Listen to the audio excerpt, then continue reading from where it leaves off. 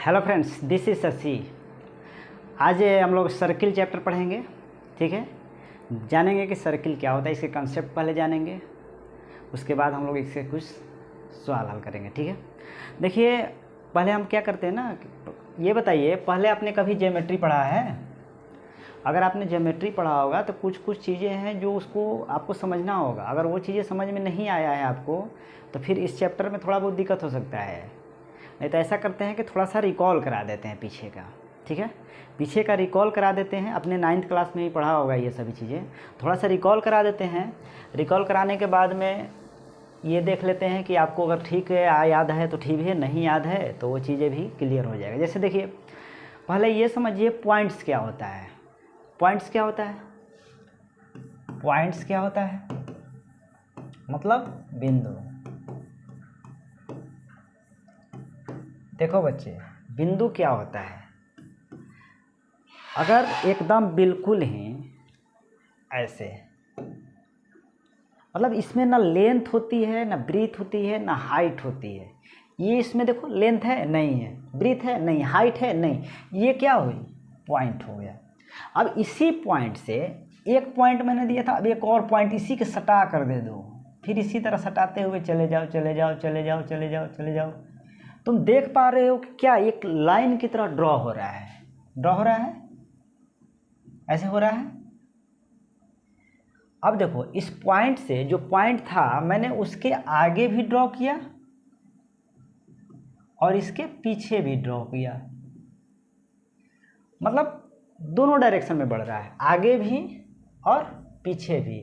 यही पॉइंट को मैंने आगे सटा सटा कर बढ़ा दिया और सटा सटा कर इसी पॉइंट को मैंने पीछे भी बढ़ा दिया। तो देख पा रहे हो कि यही पॉइंट्स क्या बन गए? लाइन बन गए।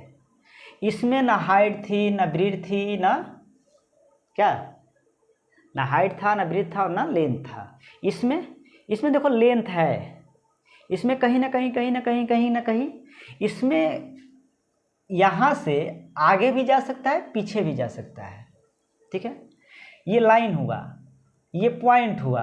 अब लाइन सेगमेंट क्या होता है? इसी लाइन में अगर कोई फिक्स कर दो, ये फिक्स नहीं है, लाइन फिक्स नहीं है, दोनों तरफ अनलिमिटेड बढ़ते चला जाएगा, कितना भी पॉइंट, ना उसमें लंबाई, ना चौड़ाई, ना ऊंचाई, इसमें सिर्फ लंबाई। अब दोनों तरफ कितनी भी अनलिमिटेड बढ़ते चलेगी, इसका लिमिट नहीं रहेगा, दोनों तरफ लाइन बढ़ सकता है।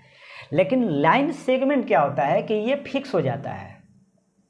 लाइन के ही कुछ पार्ट्स को काट लो और थोड़ा सा फिक्स कर दो कि इतना ही, तो ये क्या होगा? Line segment. ये क्या हो गया? लाइन सेगमेंट हो गया। अब किरण क्या होता है? रे क्या होता है? एक किसी खास पॉइंट से या सोर्स से जब एक ही डायरेक्शन में सिर्फ लाइन बढ़ती है तो वो रे कहलाता है। ठीक है, तो पॉइंट्स हो गया, पॉइंट्स ही मिलकर कैसे लाइन बनते हैं, लाइन्स में ही लाइन सेगमेंट होता है। फिर उसके बाद रे कैसे जाती है, ये चीज़ें समझ लिया। अब देखो इसी से थोड़ा सा जुड़ा हुआ आगे पॉइंट है कि लाइन कितने तरह की होती है। देखो लाइन, तुमने ये लाइन देखा, तुमने ये लाइन देखा, ये लाइन देखा, मतलब एक दूसरे को कट कर रही हैं। मतलब इसके अलावा अगर सिर्फ लाइन बात करें तो एक सीधी स्ट्रेट लाइन ही सिर्फ नहीं होती है, एक जिगजैग ऐसे भी जाती हैं, कुछ ऐसे भी जाती हैं। तो अब हमें समझने की ज़रूरत है कि लाइन जो स्ट्रेट वाली है उसमें और कर्व लाइन में क्या डिफरेंस है। इसी हम लोग कर्व लाइन से ना सर्किल बना सकते हैं। देखो ये लाइन था, ये पॉइंट से मैंने लाइन बनाया, लाइन से अब मैं स्ट्रेट लाइन बनाया, अब इसी लाइन को मैं देखो घुमा के बना रहा हूँ। क्या ये लाइन में पॉइंट्स नहीं है? देखो इसी को मैं पॉइंट से देखो बना दे रहा हूँ, इसी लाइंस को मैंने पॉइंट से बनाया। ये पॉइंट ही तो है, पॉइंट छोटे छोटे पॉइंट मिलकर क्या बन गए हैं? लाइन बन गए हैं। तुमने देखा कि लाइन में पॉइंट्स हैं, इन्हीं पॉइंट से बहुत सारे पॉइंट से मिलने से ये सर्कल बना है। तो क्या करते हैं कि अब इस सर्कल को देखते हैं कि ये सर्कल को देखो, ये सर्कल हो गया। ठीक है, अब इसमें कौन कौन सी बातें आ सकती हैं? देखो कौन कौन सी बातें आ सकती है। हमें जो इस क्लास में आज हम लोग पढ़ने वाले हैं उसकी अब हम लोग चर्चा करते हैं। थोड़ी बातें जो पीछे की मैंने बताना था वो बता दिया। अब तुम्हें कुछ कुछ चीज़ें, सेंटर क्या होता है, कॉर्ड क्या होता है, रेडियस क्या होता है, सेक्टर क्या होता है, टेंजेंट, सेगमेंट, परपेंडिकुलर से टेंजेंट तो हम लोग पढ़ेंगे इसी क्लास में। तो पीछे की जो भी बातें थी, अगर 9th क्लास के या रिवीजन थोड़ा बहुत मैंने कराया, इसके अलावा कुछ चीज़ें बाकी रह गई तो आगे पढ़ाते पढ़ाते अगर हो जाता है तो ठीक है, लेकिन अभी हम लोग टॉपिक को शुरू करते हैं। देखो क्या क्या चीज़ें हैं उसको हम लोग अभी देख लेते हैं। सर्कल, सर्कल क्या होता है, इसका डिफिनीशन पूछ लेगा आपसे, डिफिनीशन क्या होता है, ठीक है। अब सर्कल का डिफिनीशन क्या होगा, आपने कुएं का पानी निकालते हुए देखा होगा, जो उसमें गोल लगा हुआ रहता है वो घूमते रहता है, ठीक है। एक ये भी सर्कल जैसा ही होता है। एक और देखो सिक्का, जो आपके पास पैसा होगा ना, सिक्का, देखो मैं देखता हूँ कहीं हो तो, देखो इसको देखो, ये भी क्या है, एक सर्कल की तरह है, ठीक है। तुम साइकिल का अपना रिंग देखा होगा, रिंग इसी तरह होता है और उसमें एक यहाँ पर कुछ लगा हुआ रहता है, इस तरह का लगा हुआ रहेगा और इसमें गोल होता है, ठीक है। ये सभी चीज़ें क्या बताती हैं, इस तरह कहीं ना कहीं ये सर्कल जैसा ही है। तो इसका हम लोग डिफिनीशन क्या हो सकता है, इसका डिफिनीशन क्या हो सकता है, देखो बच्चे, वृत्त कहीं ना कहीं ये जो लाइन है, अभी मैंने बताया पीछे कि ये लाइन है, इस पर कहीं ना कहीं बहुत सारे पॉइंट से मिलकर बना है, एकदम पॉइंट से मिलकर, ये बहुत सारे पॉइंट से मिलकर बना है, इसमें बहुत सारे पॉइंट्स हैं, ठीक है। अब यही पॉइंट सटते सटते सटते एक लाइन ड्रॉ हो गया है। अब बताओ कि सर्कल जो है ये, और ये कैसा है, हमने बोर्ड जो है मान लो प्लेन है, हमारा जो फर्श होता है वो भी प्लेन होता है, तो किसी समतल पर जो वृत्त होता है, किसी समतल पर उन बिंदुओं का समूह होता है जो किसी खास पॉइंट से समान डिस्टेंस पर होता है, ठीक है। जैसे ये सभी पॉइंट्स, ये समतल है, इस समतल में ये सभी जो पॉइंट्स हैं, कलेक्शन ऑफ जो पॉइंट्स हैं, जो समूह है पॉइंट्स के, ये सभी किसी खास पॉइंट से समान डिस्टेंस पर है, यानी कि यहाँ भी समान डिस्टेंस पर है, यहाँ भी, या फिर तुम इसको नज़दीक नज़दीक भी देखोगे ना तो भी कितना भी तुम किसी भी पॉइंट्स को ले लो, हम इसे दूर दूर पर भले ही खींच रहे हैं, लेकिन तुम किसी भी पॉइंट पर ले जाओगे ना तो ये सभी डिस्टेंस समान होंगे,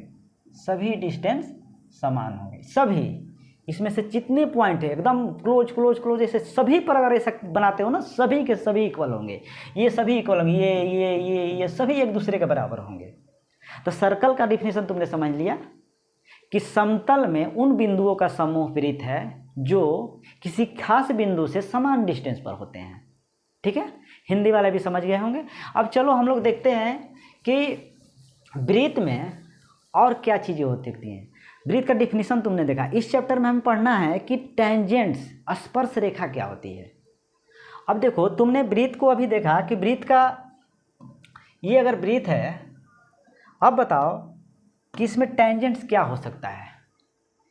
एक तुम टेंजेंट्स तुमने देखा, अगर तुमने इस लाइन को यहाँ ड्रॉ किया, ठीक है, इस लाइन को तुमने यहाँ ड्रॉ कर दिया, ठीक है, और एक लाइन ऐसा ड्रॉ करो जो यहाँ से क्रॉस करती हो, ठीक है, यहाँ से क्रॉस करती है। तुम क्या देख रहे हो कि ये जो लाइन है ये इससे टच नहीं कर रही है, ना क्रॉस कर रही है, ना काट रही है, मतलब कि ये नॉन इंटरसेक्टिंग हुआ, ये इंटरसेक्टिंग लाइन हुआ। इसका नाम सिकेंट भी है, छेदक रेखा भी है, इसको हम लोग छेदक रेखा, क्यों, क्योंकि ये दो जगह काट रही है, तो इसलिए इस लाइन का नाम सिकेंट भी होता है, ठीक है। इस लाइन को हम लोग टेंजेंट बोलेंगे, क्योंकि ये इस लाइन का एक पॉइंट सर्कल के एक पॉइंट से टच कर रहा है, इसलिए हम लोग इसको क्या बोलेंगे, टेंजेंट बोलेंगे, ठीक है। ये टेंजेंट हुआ। अब इसी सर्कल से और टेंजेंट से रिलेटेड हम लोग आगे पढ़ेंगे, ठीक है। देखो क्या क्या बात है। टेंजेंट हमने समझ लिया कि जो सर्कल के एक पॉइंट से उस लाइन का एक पॉइंट टच करता है तो क्या बनता है, टेंजेंट बनता है, ठीक है। अब देखो ये सर्कल है, ठीक है। अब तुम इस लाइन को एक ड्रॉ करो, जैसे देखो इस लाइन को मैंने ड्रॉ किया, ठीक है। अब इस सर्कल के एक पॉइंट से इस लाइन का एक पॉइंट टच कर गया, इसको तो हम लोग बोलेंगे स्पर्श रेखा, टेंजेंट बोलेंगे, इसको बोलेंगे सर्कल। सर्कल का जो पॉइंट है और जो स्पर्श रेखा की टेंजेंट की जो पॉइंट है, इस पॉइंट को जहाँ मीट कर रहा है, मिल रहा है, इस पॉइंट को हम लोग क्या बोलते हैं? इसको बोलते हैं point of contact, point of contact. क्या बोलते हैं? कांटेक्ट बोलते हैं। पॉइंट ऑफ कांटेक्ट मतलब कि स्पर्श बिंदु बोलते हैं। ये पूछता है, मैं ये भी चीज़ें जो भी बोल रहा हूँ ना, इसको ध्यान से समझ लेना, क्योंकि ये बार बार पूछता है। एक्सरसाइज में भी हो सकता है आपको बनाने की ज़रूरत पड़े तो वहाँ इसके यूज जाएंगे। तो यहाँ पर हमने देखा कि पॉइंट्स ऑफ कांटेक्ट क्या होता है, ठीक है। अब देखो इस पॉइंट को हम लोग क्या बोलते हैं? Point of contact. अब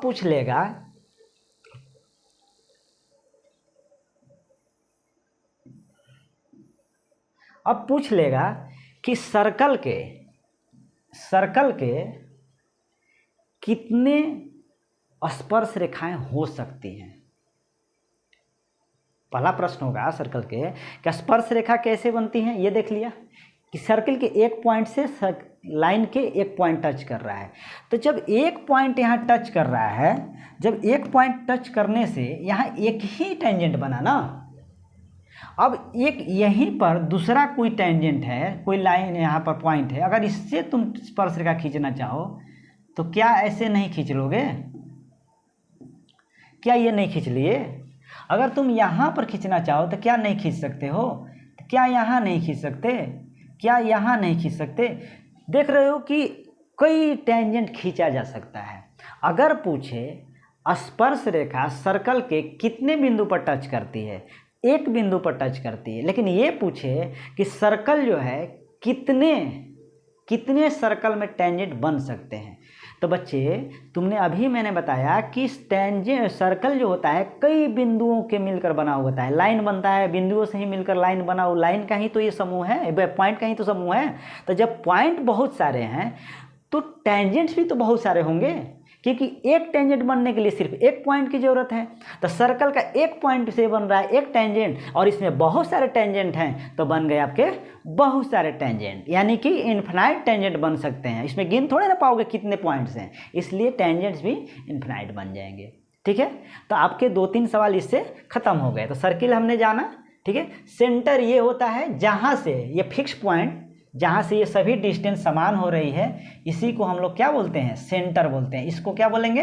सेंटर, यानी कि केंद्र भी बोलेंगे, ठीक है। इसको केंद्र बोलेंगे। इसको क्या बोलेंगे?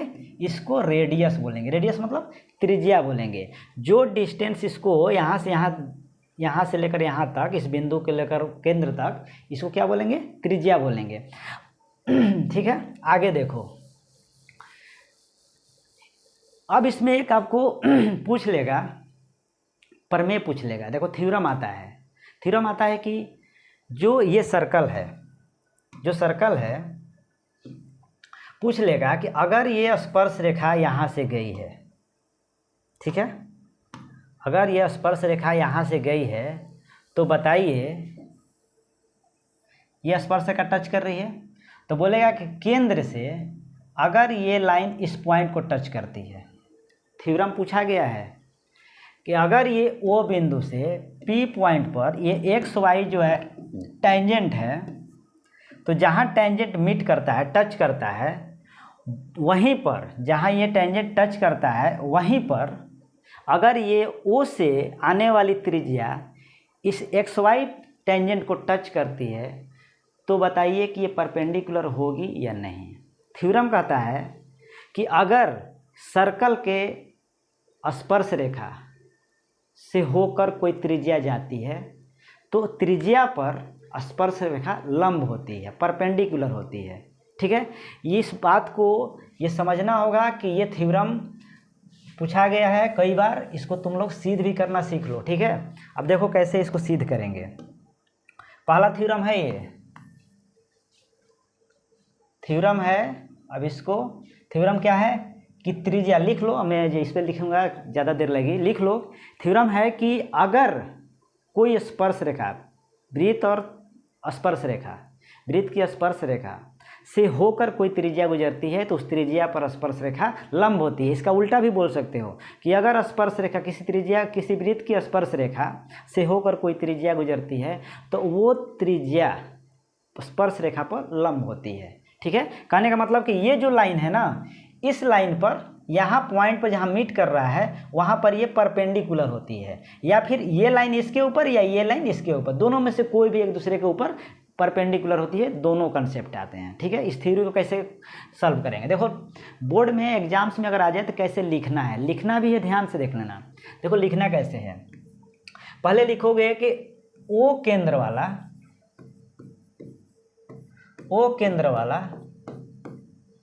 एक वृत्त खींचा। क्या लिखोगे, एक वृत्त खींचा। ठीक है, फिर लिखोगे एक्स वाई टेंजेंट खींचा। फिर लिखोगे ओ को पी से मिलाया। ओ पी एक रेडियस है। ठीक है, देख रहे हो ना, इस पॉइंट को लिखना है। ठीक है, अब नाउ ओ से एक्स वाई पर एक पॉइंट क्यू लिया, एक्स वाई पर क्यू पॉइंट लिया। ठीक है, ये लिखोगे जैसे मैं बता रहा हूँ उसे लिखोगे। फिर लिखोगे कि ओ को क्यू से मिलाया, ओ से क्यू को मिलाया। ये चीज़ें जब लिख लोगे अब जाके तुम्हारा सॉल्यूशन धीरे धीरे अब आगे बढ़ेगा। इतना सब लिखना है सॉल्यूशन में, प्रूफ में, ये सभी चीज़ें प्रूफ में लिखना है। ठीक है, ओ से केंद्र वाला एक वृत्त खींचा, एक्स वाई टेंजेंट खींचा, ओ से पी को मिलाया जो कि एक त्रिज्या है, फिर ओ से क्यू को मिलाया, क्यू पॉइंट लिया। ठीक है, इतना लिखने के बाद में तुम लिखोगे चूँकि ओ जो क्यू है वो बड़ा है ओपी से, क्या है, ओपी से बड़ा है। तुम देख पा रहे हो कि जो एक्स वाई पर डिस्टेंस पॉइंट क्यू लिया हुआ है वो ओ क्यू से छोटा है ओपी, यानी कि ओ क्यू बड़ा है। ठीक है, इससे पता चलता है कि अगर हम कहीं भी टेंजेंट पर पॉइंट लें, इधर भी ले, अगर इधर भी तुम लोगे ना तब पर भी कहीं भी लेते हैं तो कहीं ना कहीं ये डिस्टेंस यहाँ से बड़ी ही होगी। अगर बड़ी होगी तो एक समय ऐसा आएगा धीरे धीरे धीरे तुम यहाँ आओ, फिर यहाँ आओ, ऐसे करते करते करते तुम एक जगह ऐसे पहुँचोगे इस पॉइंट से कि जो यही एक पॉइंट ऐसा होगा जो सबसे शॉर्टेस्ट डिस्टेंस होगा। अब इस शॉर्टेस्ट डिस्टेंस के वजह से अब क्या होगा कि इस शॉर्टेस्ट डिस्टेंस जो है ना यही इस पॉइंट पे मीट कर रहा है, जो पॉइंट त्रिज्या आई है जो और टेंजेंट आया है, स्पर्श रेखा आया है, दोनों एक ही पॉइंट पर मीट कर रहे हैं। अब बताओ कि थोड़ा सा भी एक पॉइंट इधर जा रहे हैं तो इस पॉइंट से बड़ा हो जा रहा है, थोड़ा भी इधर आ रहे हैं तो ये बड़ा हो जा रहा है, लेकिन जब बीचों बीच इस पॉइंट पर रह रहे हैं ना तो ये सबसे शॉर्टेस्ट छोटी लाइन, सबसे छोटी दूरी हो रही है। इससे क्या पता चलता है, कहीं ना कहीं ये एक दूसरे के ऊपर परपेंडिकुलर हैं। इससे ये प्रूफ होता है कि ये कहीं ना कहीं एक दूसरे के ऊपर ओपी जो है परपेंडिकुलर है एक्स वाई पर। ये तुम्हें प्रूफ हो गया। यही तुम्हें प्रूफ करना था कि ओपी परपेंडिकुलर है एक्स वाई टेंजेंट पर। प्रूफ हो गया। जैसे तुम देखो, अगर तुम अपने पास जहाँ खड़े होगे वहाँ से तुम अपने सिर से ऊपर की ओर डिस्टेंस तुम्हें नापना होगा, तो यहाँ से कौन सी सबसे शॉर्टेस्ट डिस्टेंस होगा, यहाँ से सीधे एकदम छत के पास। यहाँ से थोड़ी सी भी तिरछी अगर नापोगे ना तो वो चीज़ें नहीं हो पाएगी। जैसे एक बार और मैं बता दूँ, यहाँ से तुम, रुको मैं मिटाकर एक एग्जाम्पल दे ही देता हूँ। जैसे मान लो कि ये पॉइंट है, ये एक डिस्टेंस है। अब तुम रस्सी से इसको मापना, रस्सी से इसको यहाँ पर मापना, ठीक है, फिर यहाँ पर मापना।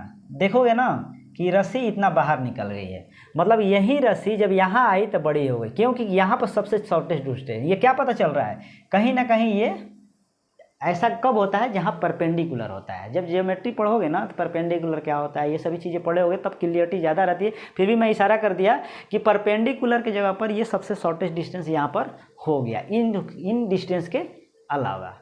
ठीक है, तो ये तुम्हारा प्रूफ नंबर एक, थ्योरम नंबर 1 था। अब थ्योरम नंबर 1 इसमें सर्कल में एक और पूछता है, उस थ्योरम को भी मैं बता दे रहा हूँ। देखो बच्चे, बोर्ड में जितना ज़्यादा विस्तार से लिखना, जितना ज़्यादा प्रैक्टिस करके जाना, ताकि इस मैथमेटिक्स ना बहुत दिमाग बढ़ाता है, इसलिए इसको कभी लापरवाही में नहीं पढ़ना, जब भी पढ़ना इसको अच्छे से पढ़ना, ठीक है। अब थ्योरम नंबर 2 आता है। थ्योरम नंबर 2 को देख लो। थ्योरम नंबर 2 क्या कहता है? थ्योरम नंबर 2 कहता है, अच्छा एक और चीज़ है, स्पर्श रेखाएं कितनी खींची जा सकती हैं। अभी मैंने बताया जब, तो एक चीज़ मैं बताया, देखो स्पर्श रेखा, मान लो कि तुम कोई पॉइंट, ये भी पूछ सकता है ना कि स्पर्श रेखा कितनी खींची जा सकती हैं, तो वो चीज़ें तुमने देख लिया, लेकिन एक मैंने बताया कि एक पॉइंट से, एक पॉइंट है, मान लो मैंने यहाँ दे दिया, ठीक है, टेंजेंट के लिए मैंने एक पॉइंट सर्कल के अंदर दे दिया, ये तो सर्कल है ही ऑलरेडी, लेकिन एक पॉइंट मैंने अलग से एक और पॉइंट दे दिया। अब इस पॉइंट से तुम टेंजेंट खींचने का प्रयास करो। क्या ये टेंजेंट है? ये तो जीवा बन गई, ये तो कॉर्ड हो गया, ये तो दोनों प्रतिच्छेद कर दी सर्कल को, तो ये तो हो ही नहीं सकता है। यानी कि अगर हम सर्कल के अंदर कोई पॉइंट लेते हैं तो कोई भी टेंजेंट ड्रॉ नहीं होगा। एक नंबर पूछता है कि यदि सर्कल के अंदर कोई पॉइंट लिया जाए तो क्या उसे टेंजेंट बनेगा या नहीं? कोई टेंजेंट नहीं बनेगा, कोई स्पर्श रेखा नहीं बनेगा। अब देखो, यदि तुम सर्कल के पॉइंट सर्कल पर ही ले लो, अगर सर्कल पर ही ले लो तो क्या बनेगा? देखो, हाँ, एक टेंजेंट इस पर बनेगा। अगर सर्कल के अंदर लेते हो तो एक टेंजेंट बन रहा है, सर्कल के अगर तुम ऊपर लेते हो तो एक टेंजेंट बना, सर्कल के अंदर लेते हो तो कोई टेंजेंट नहीं बना, कोई टेंजेंट नहीं बना। इसमें एक पॉइंट अगर लेते हो सर्कल पर तो उससे एक टेंजेंट बना। अब देखो, अगर तुम एक सर्कल ऐसा ले लो जो पॉइंट बाहर लो, एक पॉइंट तुमने अंदर लिया, एक पॉइंट सर्कल के ऊपर लिया, एक पॉइंट बाहर लिया। अब बताओ क्या बाहर में सर्कल का टेंजेंट बन सकता है? एक बन गया। अब यहां से एक और ड्रा करो,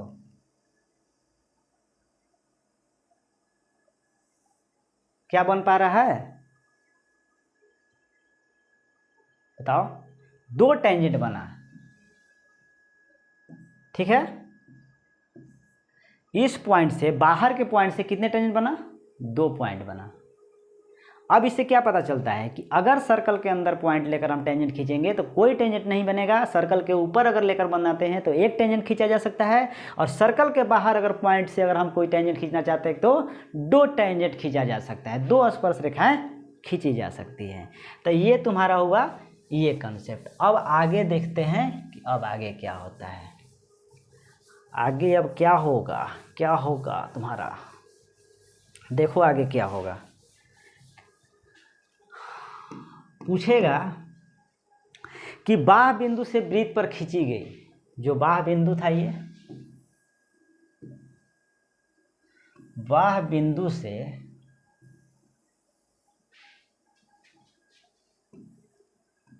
ये बाह बिंदु था, जो मान लो ये बाह बिंदु से, ये थ्योरम है, इस थ्योरम को भी याद रखना। पूछेगा कि बाह बिंदु से वृत्त पर जो खींची गई टेंजेंट है, स्पर्श रेखाएं हैं, ये दोनों समान होती हैं।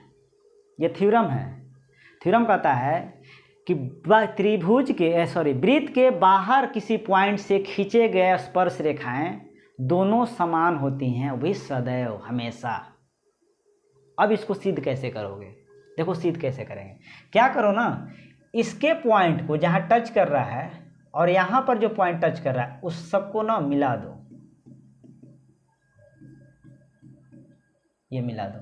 ये थ्योरम भी याद रखना कि सर्कल के बाहर किसी बिंदु से खींचे गए स्पर्श रेखाएं आपस में क्या होती हैं? बराबर होती हैं। मतलब ये दोनों आपस में क्या होगी?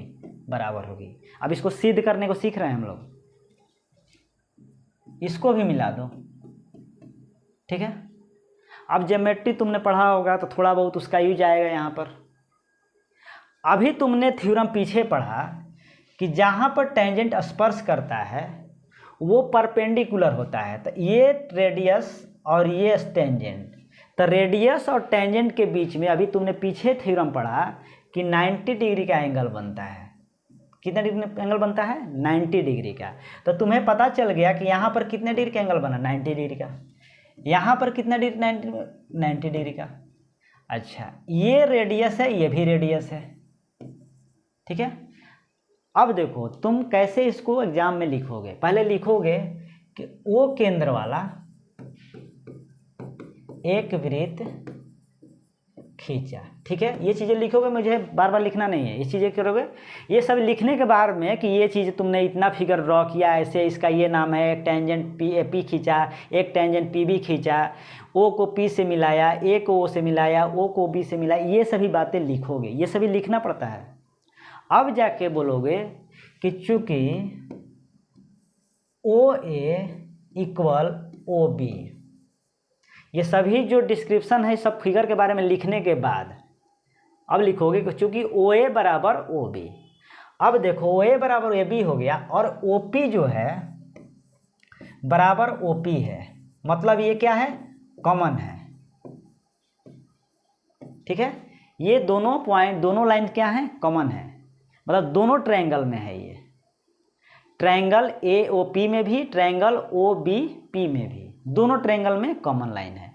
अब तुम जानते हो सर्वांग समता का तुमने नियम पढ़ा होगा कि अगर दो भुजाएं बराबर हो तो उसकी तीसरी भुजा ऑटोमेटिक क्या होती है? बराबर हो जाती है।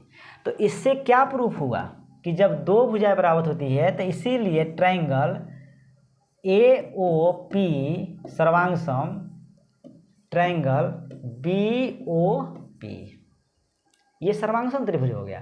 जब सर्वांगसम हो गया तो इसका मतलब ये हुआ कि इसलिए इसी सर्वांगसमता के नियम के वजह से क्या हो जाएगा? OP sorry AP equal to BP, ये और ये दोनों लाइन क्या होंगे? बराबर होंगे, इसी सर्वसंगता के नियम से। तो ये भी एक थ्योरम था जिसे मैंने समझा दिया, इसे समझ लो, इसे कैसे बनाना ये भी बता दिया, कैसे इसके स्टार्टिंग में स्टार्ट किया जाता है थ्योरम को सिद्ध करने के लिए, फिर उसके जो फैक्ट होते हैं इसके अंदर कंसेप्ट होते हैं, इसे कैसे बनाते हैं। अब इसी से रिलेटेड, इस थ्योरम से ही रिलेटेड बहुत सारे सवाल पूछे जाते हैं। अब सवाल आपसे पूछ लिया जाएगा, जैसे एक ट्रायंगल ड्रॉ कर देगा, ठीक है। अब इतना ही इजी नहीं पूछेगा, अब क्या बोलेगा ना कि अब आप बताइए इसके अंदर भी एक ट्रायंगल ड्रॉ कर, राइट सर्किल ड्रॉ कर दिया। अब पूछेगा ना इसके टेंजेंट भी वो खींच देगा। अब बोलेगा ना कि यहाँ से एक रेडियस ड्रॉ कीजिए। अब बोलेगा ना कि इसकी लंबाई बताइए। अभी तुमको नहीं पता था तो बता दूं कि जब इसी थ्योरम में सब कुछ छुपा हुआ है कि जब पीछे वाला थ्योरम और ये थ्योरम दोनों एक दूसरे को सहयोग करते हैं, देख रहे हो ना, दोनों एक दूसरे को सहयोग कर रहे हैं। अगर पीछे वाला थ्योरम और ये थ्योरम में तुम्हें आ जाएगा तो इस क्वेश्चन देखो आसानी से हल हो जाएगा कि ये रेडियस जो है इस पर लंब होती है। जब लंब होती है तो ये दोनों हाफ हाफ बांटती है। ये कैसे हाफ हाफ बांटती है ये भी एक थ्योरम बन सकता है। देखो कैसे सिद्ध कीजिए कि दोनों को हाफ हाफ बांटती है, कैसे होगा।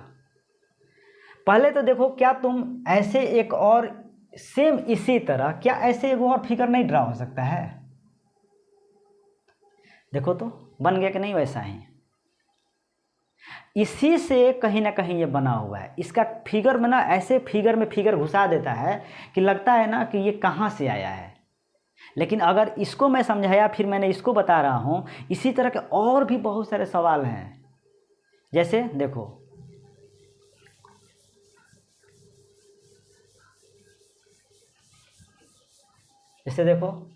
ये सर्कल बना देगा, ठीक है, यहाँ से ऐसे खींच देगा, ये बाहर अथी पर है, और फिर यहाँ से क्या करेगा ना एक पॉइंट ऐसे ड्रॉ कर लेगा और यहाँ से ऐसे खींच देगा। उसके बाद में ये और इसके बाद में इसको खींच देगा। अब बोलेगा ना इसका वैल्यू और इसका वैल्यू बताइए। तो इसी से सब कुछ रिलेटेड है, ठीक है। और ज्योमेट्री का कुछ इसमें कंसेप्ट लगता है, कुछ चीज़ें ज्योमेट्री का भी तुम्हें आनी चाहिए, सिर्फ सर्कल का बात करने से नहीं होगा, और भी पॉइंट से एंगल, एंगल से भी रिलेटेड, ट्रायंगल से रिलेटेड, सर्वसंगता का नियम, ये सभी भी तुम्हें आनी चाहिए। ठीक है, तो इससे रिलेटेड जितने भी क्वेश्चंस बनेंगे उसको तुम अभ्यास करना, नहीं होता है तो एक्सरसाइज को मैं सॉल्व करा दूंगा। ठीक है, चलो।